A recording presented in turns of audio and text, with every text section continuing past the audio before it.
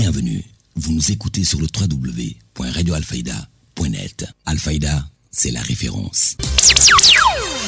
Karang, dans le département de Foundiougne, il est 12h00. Mesdames et messieurs, merci de la confiance renouvelée à la radio Alfayda pour vous informer. Vous avez fait le bon choix.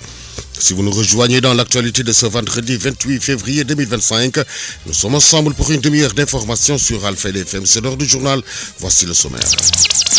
Cérémonie de clôture des patrouilles mixtes transfrontalières organisée entre le Sénégal et la Gambie a eu lieu à Gombe-Karang, annonce faite par la direction de l'information et des relations publiques des armées.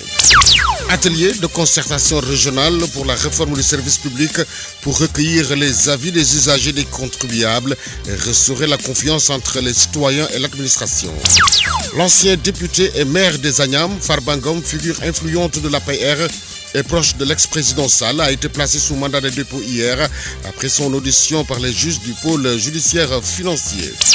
Sur l'international, Guinée-Bissau, l'opposition appelle à la paralysie totale du pays. Le chef de l'opposition demande à la population à rester à la maison. Et puis sport, le président du CRG des courses hippiques de Kaolack s'est entretenu avec Cheikh Tidiane Diagne, 30 ans après la disette de Kaolack. Nouveau sélectionneur de la Libye, Aliou Cissé, est annoncé le 5 mars prochain.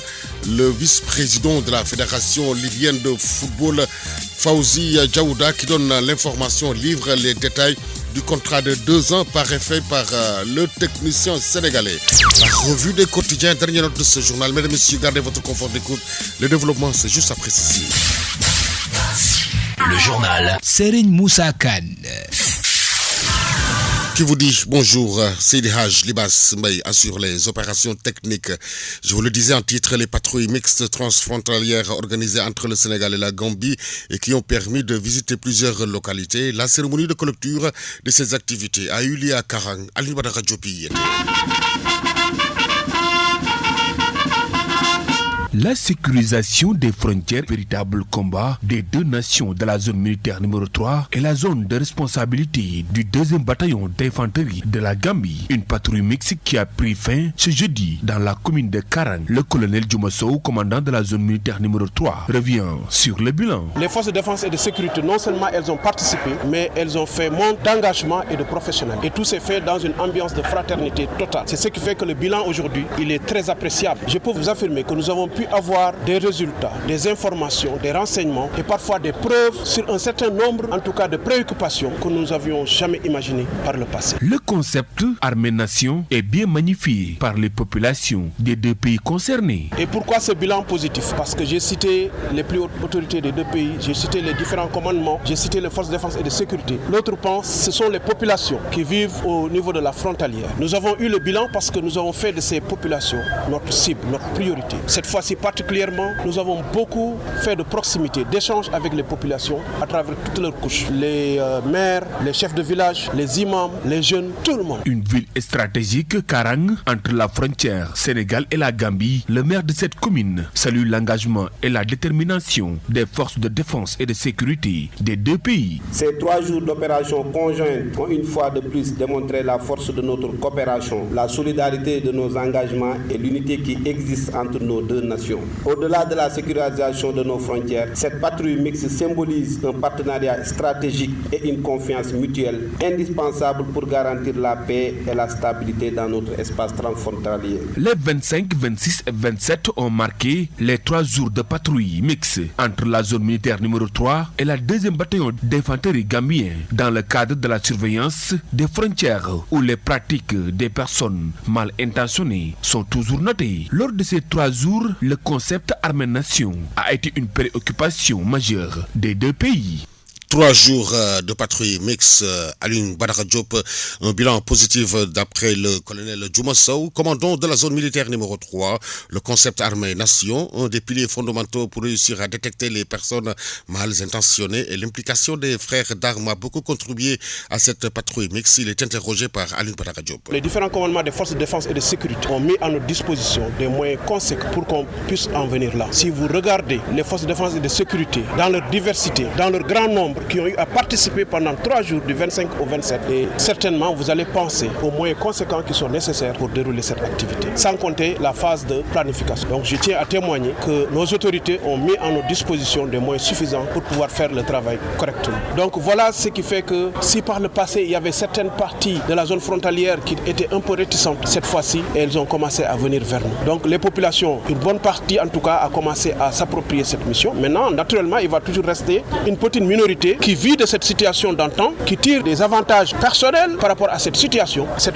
minorité qui va essayer d'influencer les autres, qui va essayer de résister. Mais ce qui est sûr, plus rien ne sera comme avant au niveau de la zone frontalière. Nous ferons de telle sorte que les populations puissent elles-mêmes se tenir debout, s'organiser entre elles, dénoncer, rendre compte à chaque fois qu'il y a des activités qui menacent la santé ou bien qui riment avec les trafics qui sont interdits au niveau de la zone frontalière. On peut être dans la zone frontalière, mener ses activités commerciales ou autres en restant en phase avec les lois qui sont dans les deux pays et en même temps avoir une marge bénéficiaire. Mais les populations désormais que j'ai vues depuis 3 jours ne vont plus laisser personne détruire leur économie, détruire nos forêts, ne vont plus abriter des voleurs de bétail ou bien tout simplement des trafiquants. Et nous allons être fréquents ici au niveau de la zone frontalière. Chaque pays de son côté a les forces de défense et de sécurité qui sont déployées, qui sont là en permanence et nous allons renforcer cela pour que les populations continuent de nourrir une confiance entre nous et continuent de comprendre que nous sommes là pour elles et que physiquement on puisse voir que naturellement la souffrance des populations est en train de s'alléger. C'est ça l'objectif de ces partis. À l'instant, le colonel Djouma Sow, commandant de la zone militaire numéro 3. Lors de cette cérémonie de clôture, le maire de Karang, Ibrahima Diop, est revenu sur la coopération entre les forces sénégalaises et gambiennes. C'est un exemple à saluer et à encourager.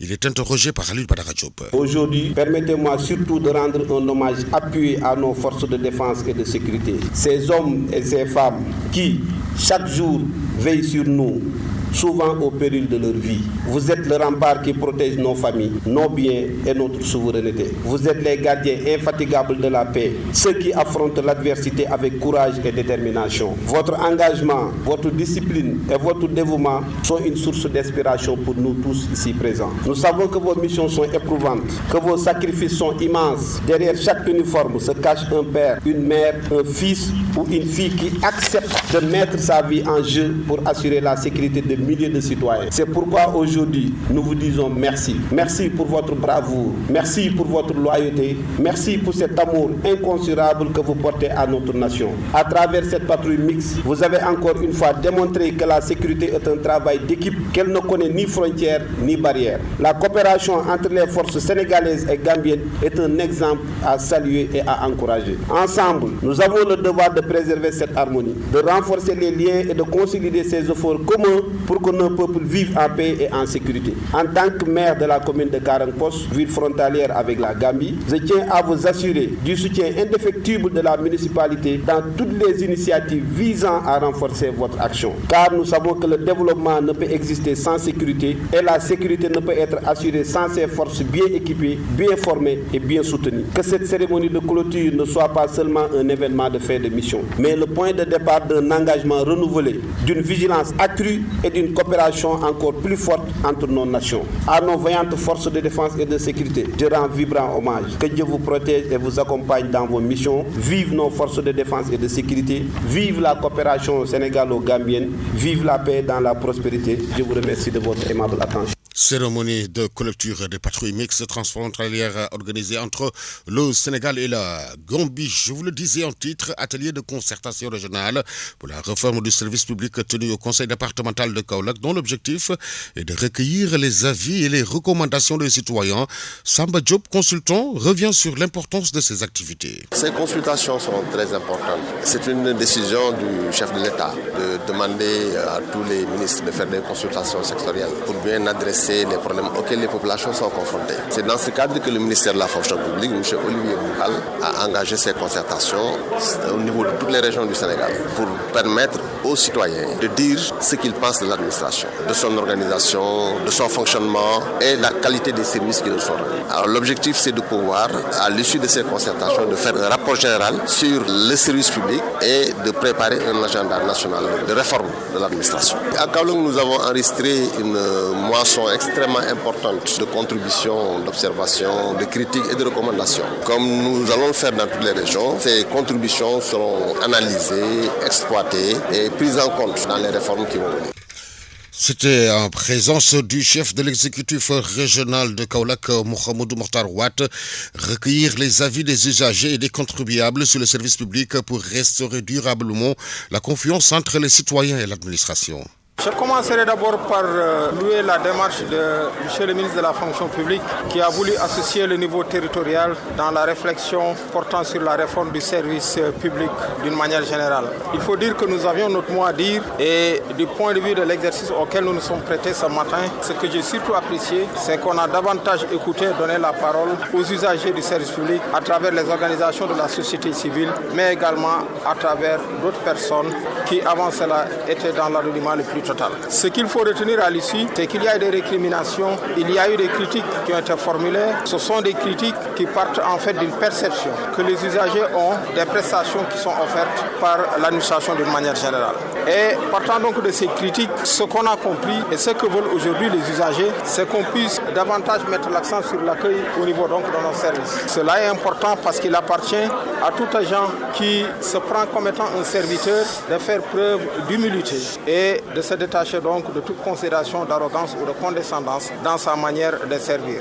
Autre chose également, ils ont exigé surtout la transparence et la lutte contre les faits de corruption. Certains sont même allés au-delà pour fustiger également les corrupteurs. Parce que lorsqu'on parle de corruption, c'est parce que quelque part il y a un corrupteur avant de parler donc de corrompu. Et certains usagers ont dit qu'aucun usager n'a le droit de prendre cette initiative véritablement de corrompre un agent de l'État. Autre chose également, il a été question ici surtout du mode d'accès donc à la fonction publique et au recrutement d'une manière générale.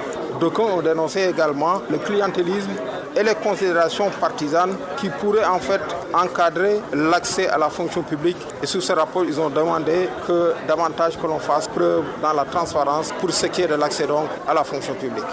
Il a été aussi évalué les performances macroéconomiques et l'accélération du développement durable dans le cadre du processus de construction de l'administration publique. Réécoutons le chef de l'exécutif régional de Kaolack, Mohamedou Mokhtar Ouatt. D'autres également considérations ont été déclinées ici, mais ce qu'il faut retenir, c'est qu'aujourd'hui c'est en parfaite synergie que nous avons eu à conduire ces concertations. Du côté de l'administration, on a accepté ces critiques parce que c'est la perception de l'autre, c'est le regard critique de l'autre, c'est un regard qui est un regard externe donc à l'administration. Il nous appartient, nous également, de notre côté, véritablement de décrypter ces messages et d'améliorer donc notre manière de servir. Le service sanitaire. Ça, on l'a dit. On a dit donc que partant véritablement des critiques qui ont été formulées ici, on a surtout insisté sur l'accueil, on a également surtout insisté sur la rigueur et la transparence. Quelqu'un doit également toujours accessible. L'accessibilité donc pour ce qui est des agents de l'État. Autre chose également, ce qu'ils ont dénoncé, c'est des prestations qui ne sont pas à la hauteur de leurs attentes au niveau donc des structures de santé d'une manière générale. Là également, en rapport avec la directrice régionale de la santé, certainement que toutes les diligences seront mises en œuvre dans le sens donc de l'amélioration de l'accueil. Mais autant ils ont été acerbes dans la critique, autant également ils ont reconnu qu'il y a des situations où ils comprennent parce que tout simplement l'agent de l'État n'est pas dans le minimum pour pouvoir assurer donc de bonnes prestations. À ce propos également, ils ont eu à souligner le déficit criant de personnel au niveau donc des services de l'État d'une manière générale, en plus également d'avoir évoqué le manque de moyens. Donc vous voyez que c'est un tout. C'est vrai qu'on est aujourd'hui dans une logique de résultats, mais celle-ci ne pourrait également exclure celle également de moyens, parce que les moyens doivent servir véritablement à l'atteinte d'objectifs préalablement fixés. L'actualité régionale, nationale, c'est sur Alfayda FM 90.1. Si vous nous rejoignez dans l'actualité de ce vendredi 28 février 2025, l'info se poursuit sur la référence. Il est 12h13 à Medina Bay. 5 heures de plus à Manhattan City, le député et maire des Agnam, Mohamedou Mokhtar Difarba, a été placé sous mandat de dépôt après son audition par les juges du pôle judiciaire financier. C'est avec nos partenaires de la Voix de l'Amérique. Mouhamadou Ngom, dit Farba, également maire d'une commune dans le nord du Sénégal, a été entendu par le juge du pôle judiciaire financier, PJF, un organe anticorruption qu'il a écroué, a déclaré maître Doudou Ndoye. Il a été placé sous mandat à la très grande surprise de ses avocats scandalisés par la procédure qui ne correspond à aucune des règles du droit sénégalais, a fustigé maître Ndoye. L'Assemblée nationale saisie par le PJF a, le 24 janvier, levé l'immunité parlementaire de maître Ngom pour qu'il soit entendu par la justice après des soupçons sur son implication présumée dans des irrégularités. Les investigations menées révèlent des mécanismes sophistiqués de blanchiment de capitaux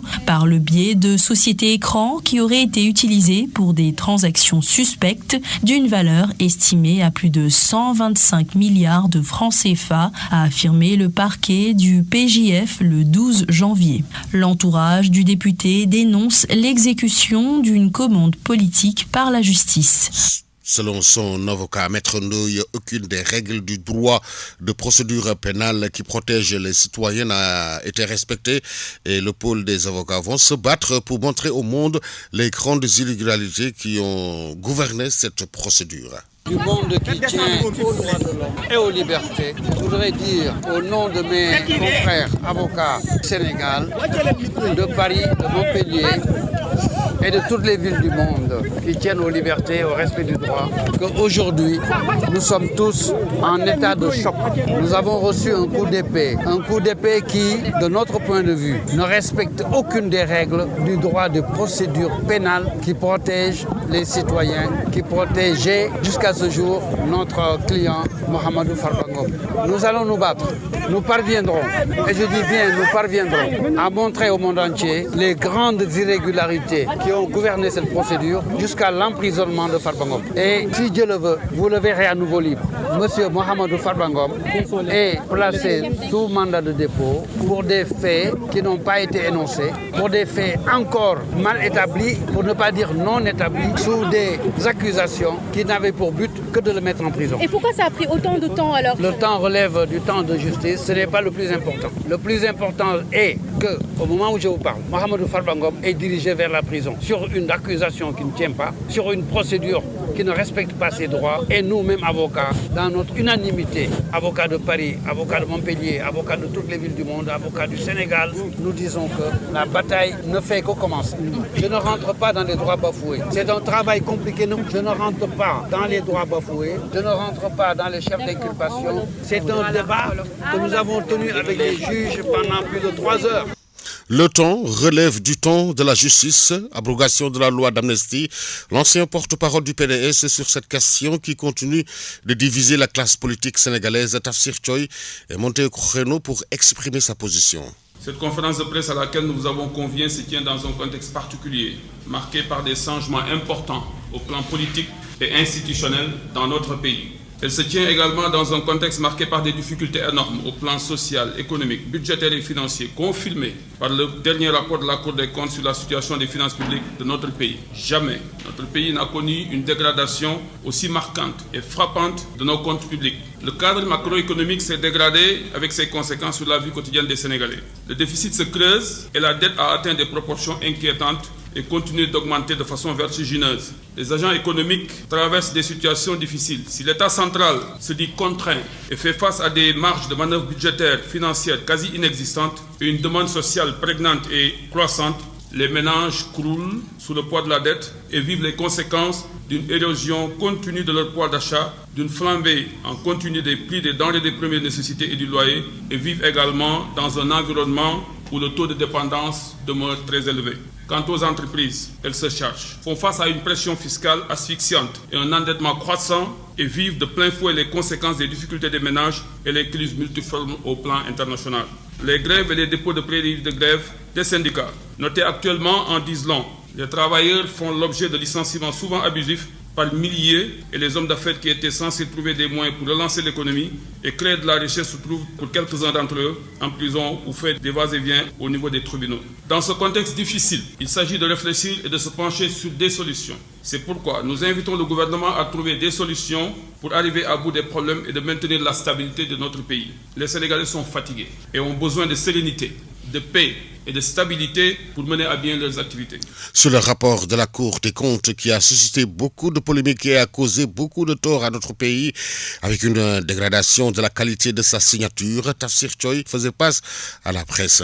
Il y a quelques jours, la Cour des comptes a rendu public le rapport définitif de l'audit du rapport du gouvernement sur la situation des finances publiques du pays de 2019 à mars 2024. Ce rapport a suscité beaucoup de polémiques et a causé beaucoup de tort à notre pays, avec une dégradation de la qualité de sa signature, une dégradation de sa notation par Moody's et un discrédit aux yeux de l'opinion internationale. Ce rapport a consacré une remise en cause d'acquis importants, fruit d'un travail d'honnêtes Sénégalais, citoyens patriotes, au vrai sens du mot, qui avaient réussi, grâce à nos partenaires, à améliorer sensiblement notre système de gestion des finances publiques. Notre conviction est que cette situation pouvait être évitée, en ce sens que c'est un exercice normal voulu par le Code de transparence qui est une norme communautaire. Nous attendions mieux de la Cour des comptes et notre posture du gouvernement. Le rapport, malgré son caractère incomplet, a démontré à la face du monde la dégradation de nos comptes publics, mais également la fragilité du système de gestion de nos finances publiques. Il a révélé la faiblesse et la fragilité des corps de contrôle du ministère des Finances, les faiblesses de notre système de gestion des finances publiques, le dérèglement de notre système bancaire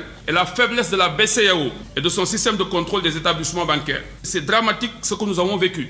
Une équipe du ministère des Finances qui remet en cause la gestion du ministère des Finances et du Budget. La Cour des comptes qui remet en cause les capacités des techniciens du ministère, principalement de l'IGF, à mener un audit technique, mais qui remet en cause ses propres vérités et ses propres certitudes et qui peine à faire valider, à respecter et à appliquer ses recommandations. La Cour des comptes qui publie un rapport avec des insuffisances notoires. Ceux qui sont censés gérer nos finances publiques en tant que hauts fonctionnaires, se retrouvent dans une situation où ceux qui étaient censés donner la bonne information se retrouvent à en demander. Les dysfonctionnements notés entre la direction de l'ordonnancement des dépenses publiques et la direction de la dette publique et entre la direction générale de la comptabilité publique et de la direction générale du budget sur la dette et sur les opérations comptables et de trésorerie sont inadmissibles. Vous suivez le journal. Sur Alfayda FM, la radio qui vous informe partout où que vous soyez dans le monde. Darou Salam, la mise en service de 3 mini-forages pour les villages de Kapaï, Darou Khoudoss et Keur Babouja, dont le but est d'accompagner les femmes dans leur processus de développement. Céline Aboukaïta. Cette soirée enrichissante a démarré par l'inauguration du mini-forage de Kapaï. Ceci étant effectué, Abdoulaye Ndour, adjoint au maire, prend la parole.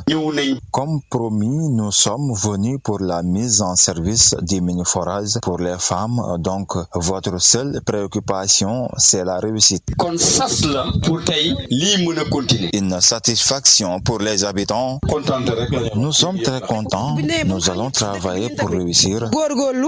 Ensuite, cap sur le périmètre maraîcher de Keur Babouja. Ici, les femmes ont déjà démarré leurs activités.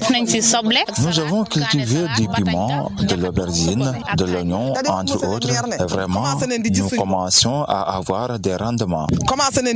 Ému par la détermination des femmes, le Siendour s'en profite pour les rassurer.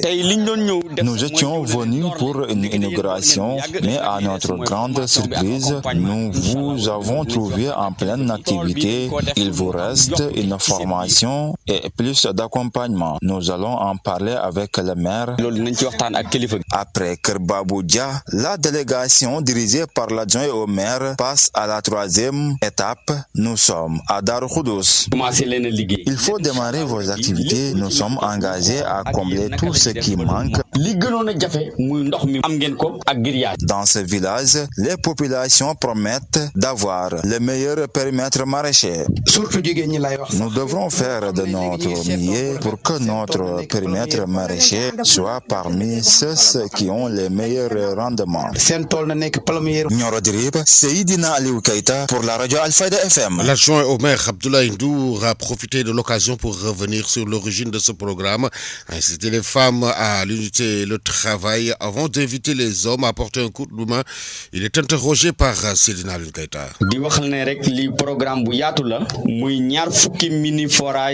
Nos activités concernent un vaste programme de construction de 21 mini-forages que nous devrons implanter dans 23 villages de la commune de Dar es Salaam. Donc vous savez qu'il y a beaucoup de choses qui nous restent. Nous l'avons fait pour les femmes parce que nous avons constaté que ces dernières s'activent généralement dans le domaine du maraîchage. Et ce sont même ces femmes qui nous demandaient à ce qu'on leur octroie des mini-forages, raison pour laquelle nous avons passé à l'acte. Ces périmètres maraîchers appartiennent aux femmes pour leur regrouper, mais également pour leur autonomisation. Donc nous vous invitons à l'unité et à la solidarité. Vous devrez profiter de ce périmètre maraîcher pour travailler, pour échanger, mais il faut également faire des épargnes avec la somme que vous avez gagnée sur les rendements. Ces mini-forages, ce sont des matériels qui peuvent tomber en panne à tout moment, raison pour laquelle avec cette somme épargnée, vous pouvez l'utiliser pour le dépannage. J'invite entre autres les hommes à accompagner les femmes quand le besoin se fait sentir, puisqu'il y a des travaux pénibles que les femmes ne pourront pas faire.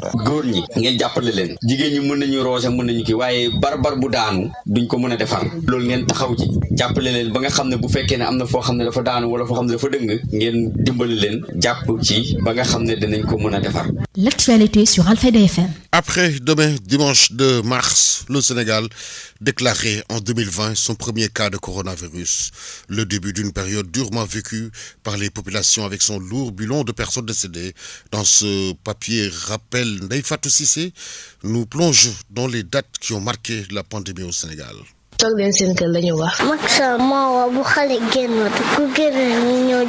Du 2 au 19 mars 2020, 36 cas sont confirmés au Sénégal sans aucune personne décédée. Le pays fait face à la réalité du Covid.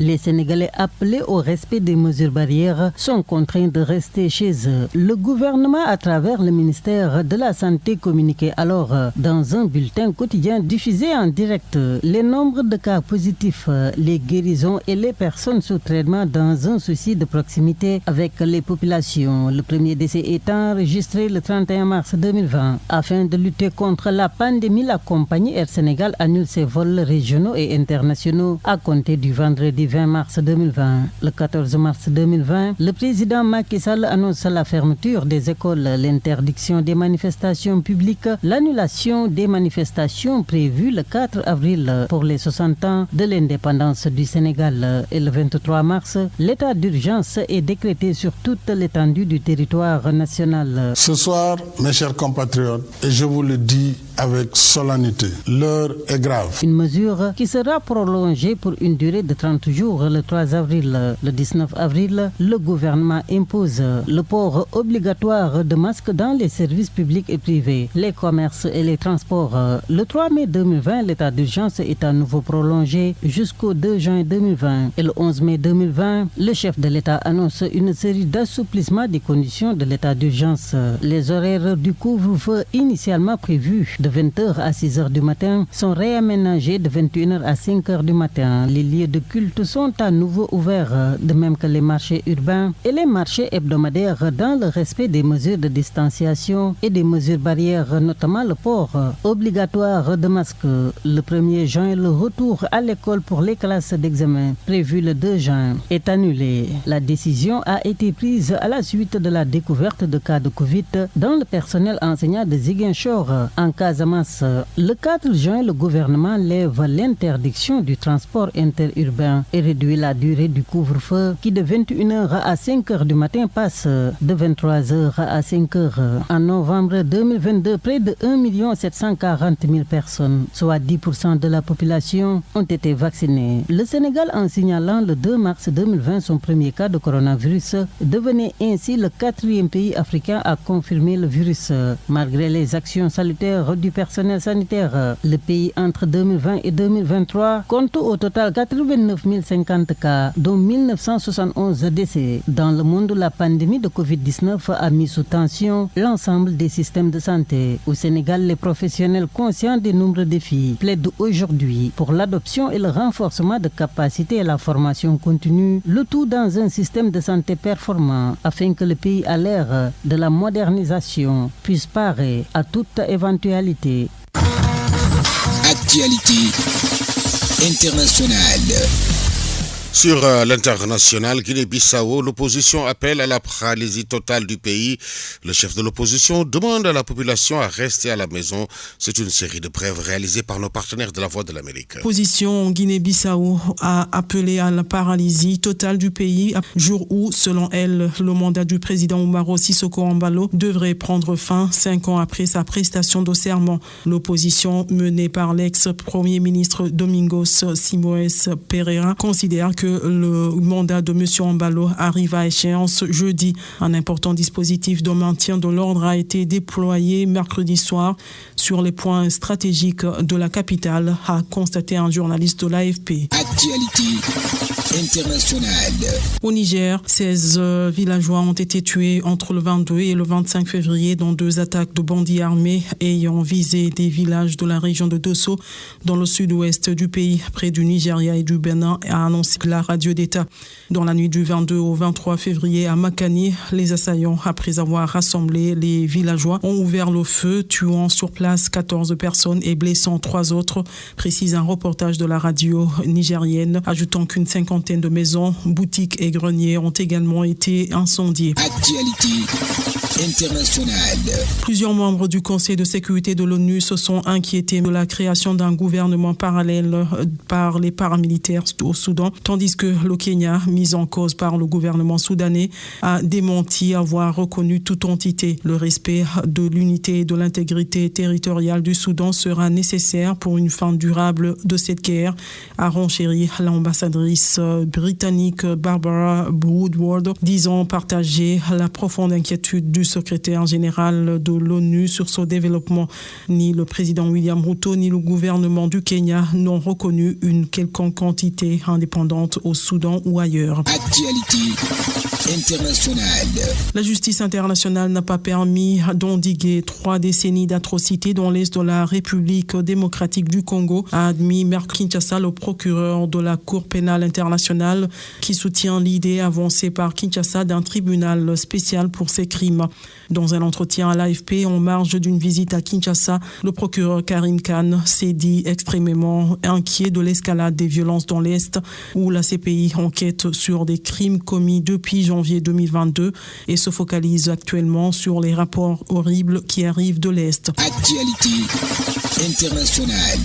Le Caire rejette la proposition du chef de l'opposition israélienne confiant à l'Égypte l'administration de Gaza pour 8 ans en échange d'un allègement massif de sa dette. L'Égypte qualifie l'idée d'inacceptable et contraire à la position égyptienne et arabe sur la cause palestinienne, selon le porte-parole du ministère des Affaires étrangères, Tamim Khalif, cité par l'agence de presse officielle égyptienne MENA. Mais pour M. Khalif, toute proposition contournant les principes du retrait israélien des territoires palestiniens et de la création d'un État palestinien indépendant ne serait qu'une demi-solution, risquant de prolonger le conflit plutôt que de le résoudre. Et sport. Sur Radio Al-Fayda à Kaola.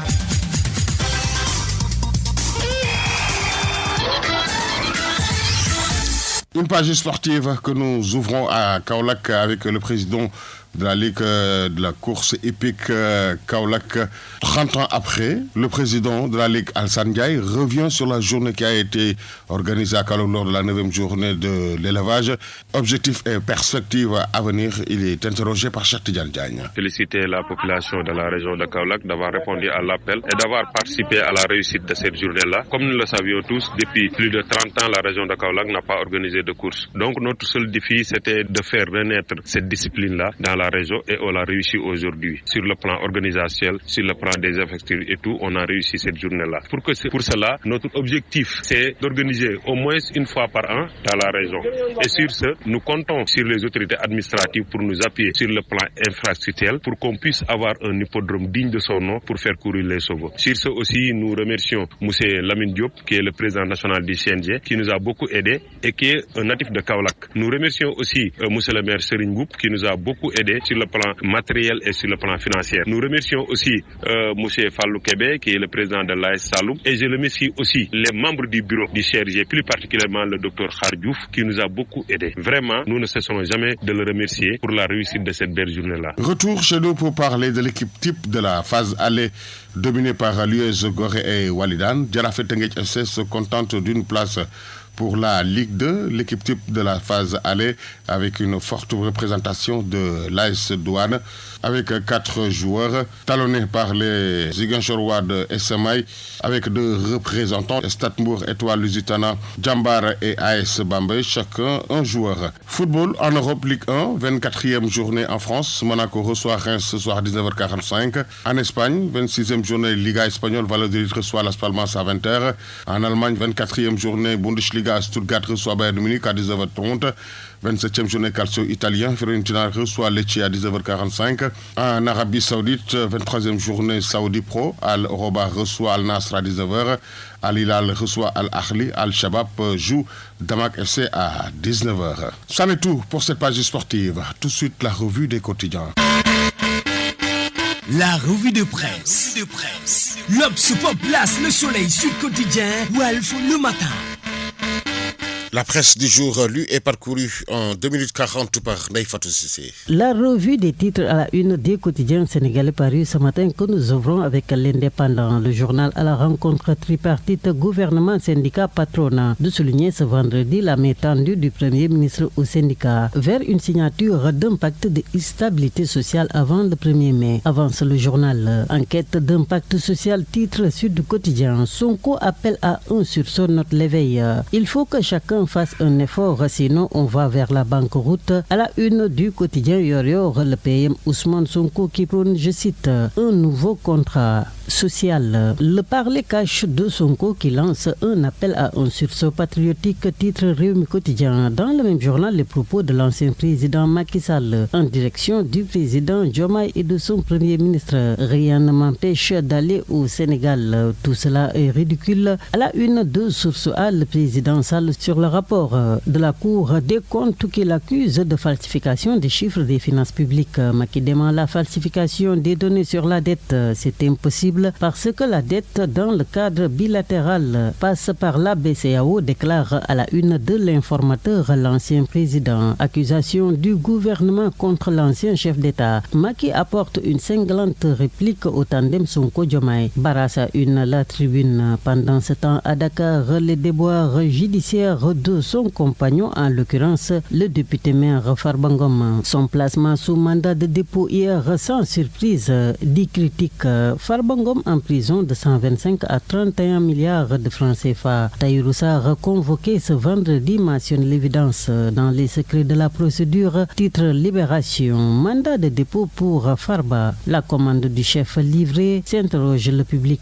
L'Observateur qui évoque des tractations qui visiblement n'ont pas eu les résultats escomptés parle d'une caution de 442 milliards pour éviter la prison à Farba Ngom. À la une du quotidien Le Point, son avocat maître Doudou Ndoye qui dénonce des irrégularités, rupture des talons de passeport au consulat général du Sénégal à Madrid, une situation préoccupante pour les ressortissants, renseigne dans sa parution du jour Direct News qui en cette situation y voit le naturel qui après avoir été chassé revient au galop. Et pour cause, dit la publication, les hommes changent mais les pratiques demeurent. La rupture des talons de passeport complique considérablement la délivrance des documents de voyage pour les ressortissants sénégalais, notamment en Espagne et au Portugal, fait remarquer Direct News.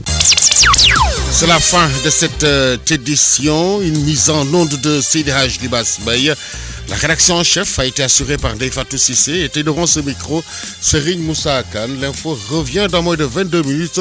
Ce sera en Wolof avec Maria Maba. Tout de suite, le rappel de ce qui a fait l'essentiel de ce 12 heures. Cérémonie de clôture des patrouilles mixtes transfrontalières organisée entre le Sénégal et la Gambie a eu lieu à Karang, annonce faite par la Direction de l'information et des relations publiques des armées.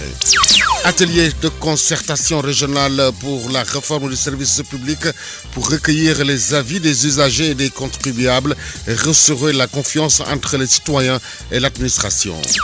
L'ancien député et maire des Agnam, Farba Ngom, figure influente de l'APR et proche de l'ex-président Sall, a été placé sous mandat de dépôt après son audition par les juges du pôle judiciaire financier. Sur l'international Guinée-Bissau, l'opposition appelle à la paralysie totale du pays. Le chef de l'opposition demande à la population à rester à la maison.